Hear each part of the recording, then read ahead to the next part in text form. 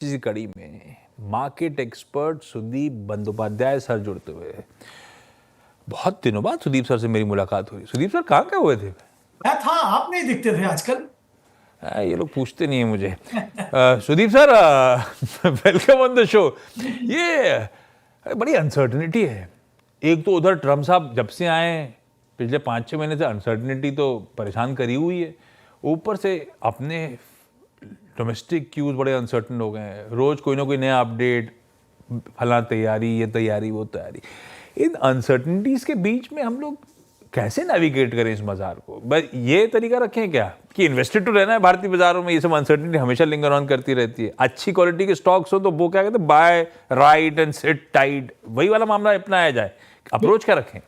नहीं नहीं, बिल्कुल ऐसे ही रहना है आशीष जी। देखिए, जो डोमेस्टिक अनसर्टिनिटी है वो अनफॉर्चुनेट है और वो एक बहुत रीसेंट डेवलपमेंट है।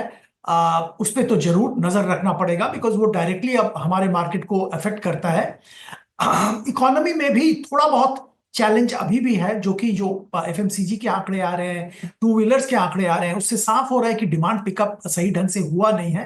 तो उस पर तो जरूर नजर रहेगा। इंडिया पाकिस्तान वाला इशू पे भी बहुत कड़ी निगरानी रखनी पड़ेगी।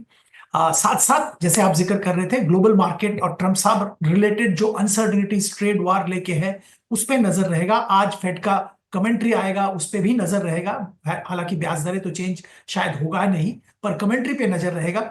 ओवरऑल एक वोलेटाइल स्थिति से हम लोग गुजर रहे हैं और ये स्थिति ऐसे ही रहने की उम्मीद है अगले 2-3 हफ्ते, जब तक 3 हफ्ता क्या 4 हफ्ता बताइए, 2 जून तक साफ होगा कि वो 90 डे का जो पॉज था उस पर क्या हो रहा है। बाय दैट टाइम कुछ ट्रेड एग्रीमेंट्स शायद हो जाएंगे। तो नजर ये सब पे रहेगा, पर ओवरऑल मार्केट में वोलेटिलिटी रहेगा। मुझे लगता है इंडियन मार्केट अपर साइड में या लोअर साइड में ब्रेकआउट नहीं होगा, एक रेंज में ही घूमता रहेगा। हाँ, बिल्कुल सही है। जो डे ट्रेडिंग करते हैं उनके लिए शायद अच्छा है, सतर्क रहना चाहिए। जो लंबी अवधि के लिए निवेश करते हैं उनके लिए अभी भी अपॉर्चुनिटी बन रहा है, जहां पे वैल्यूएशन अभी भी इंटरेस्टिंग दिख रहा है। लॉन्ग टर्म के लिए जरूर खरीदारी कर सकते हैं। पर तो हाँ, ये टॉप डाउन मार्केट नहीं है, ये बॉटम अप मार्केट है। तो आपको सोच समझ के स्टॉक स्पेसिफिक होके काम करना है। अच्छा, इस बीच येस बैंक का स्टॉक दिखाइएगा। वो जो अखबारों में छपा था उस पर नेटवर्क के बैंकिंग सोर्सेज बता रहे हैं भाई ऐसी कोई एप्लीकेशन आरबीआई के सामने थी नहीं जो सुमितोमो को मंजूरी मिलने के बाद, शायद इसीलिए वो गैप अप के बाद वो मामला टिक नहीं पा रहा है। खैर, वो फ्लैश टिकर टीम सारे डिटेल्ड अपडेट्स आपके लिए चला देगी कुछ देर में। सुदीप सर, स्पेसिफिक पॉकेट्स अपनी जगह, ओवरऑल मार्केट्स के लिए बीच में वो वैल्यूएशन एक्सेसेस थे, वो अंग्रेजी में टर्म यूज करते हैं, फ्रॉड था। अब समीकरण हमारे रिजल्ट्स को देखते हुए और मूल्यांकन, ये भाव जो खड़े हुए उसको देखते हुए मोटा मोटी क्या कहा जा सकता है? वो एक्सेसिव वैल्यूएशन, वो फ्रॉड खत्म हो गया एटलीस्ट वैल्यूएशन के फ्रंट पे? अनसर्टिनिटी अपनी जगह, वैल्यूएशन के फ्रंट पे कंफर्टेबल पोजीशन में है भारतीय बाजार या नहीं?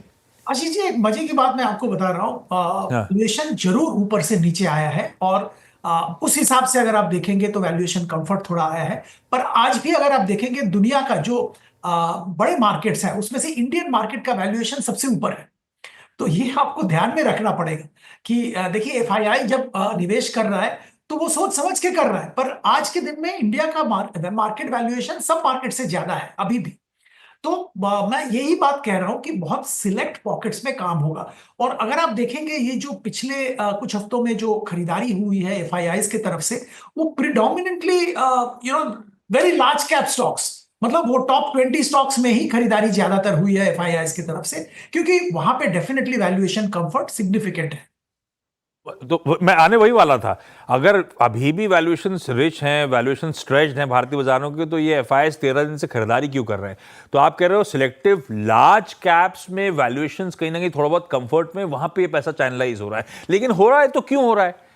क्यों हम स्ट्रक्चरली दुनिया से बेहतर हैं इसीलिए यहां पे फिर भी इवेंचुअली पैसा आ रहा है, या कोई और रीजन है?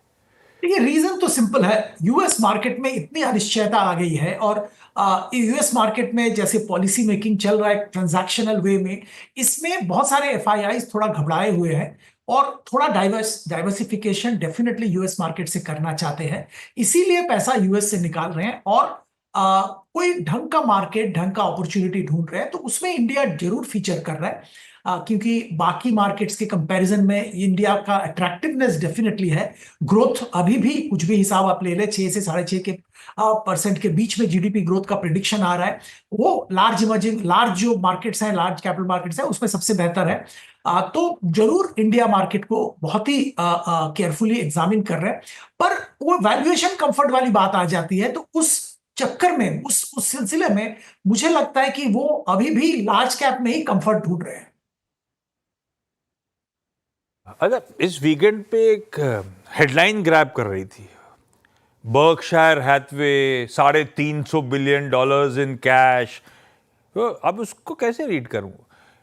ये कैश इज किंग क्या है? ऐसा बाजार है क्या? ये फिर यूएस मार्केट की कहानी है, वहां पे अपॉर्चुनिटीज, वहां पे स्टॉक चुनना मुश्किल हो रहा है, अपने आप पर्याप्त आइडियाज, कोई कमी नहीं है, ऐसा ऐसा है क्या?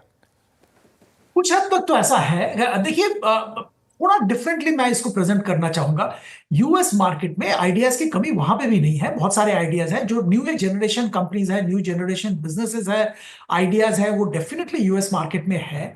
क्योंकि जैसे हम जानते हैं, सिलिकॉन वैली में ये सब नए आइडियाज के लिए फंडिंग मिलना रिलेटिवली आसान है। तो सारे आइडियाज वहां पे जरूर है। पर समस्या ये है, कोई लिस्टेड यूनिवर्स में जो टेक फोकस्ड कंपनीज है, उनके वैल्यूएशन स्ट्रेटोस्फियरिक लेवल पे चला गया है। तो वॉरेन बफेट साहब, वहां पे कंफर्ट उनको नहीं मिल रहा है। तो इसीलिए कैश, लॉट ऑफ कैश उनके फंड में अभी भी है, पड़ा हुआ है। और इंडिया में बात यह है कि जो ट्राइड एंड टेस्टेड बिजनेस, जो हम अगर बात कर रहे हैं कि टॉप 20 लार्ज कॉर्पोरेट्स इंडिया के, ये तो सारे ट्राइड एंड टेस्टेड बिजनेस हैं। यहाँ पे तो आपके अल्ट्राटेक, रिलायंस, ऐसे तरह के कंपनीज का नाम आएगा। और ये ऐसे बिजनेसेस हैं जो कि एक तरह से मैं तो इनको सदाबहार बिजनेस कहता हूं। ये तो चलता रहेगा। बहुत सारे इंडिया का ग्रोथ अपॉर्चुनिटी जो सिग्निफिकेंट है, उसके साथ जुड़ा हुआ है। तो शायद इसमें वो निवेश कर रहे हैं, क्योंकि यहाँ पे ग्रोथ पोटेंशियल सिग्निफिकेंट आने वाले दिनों में है। और ये टू एन एक्सटेंट शेल्टर्ड है, ग्लोबल जो हेडविंड्स है, ट्रेड वार है, इस सब से शेल्टर्ड है। Okay Sudip sir, thank you so much. बाजार के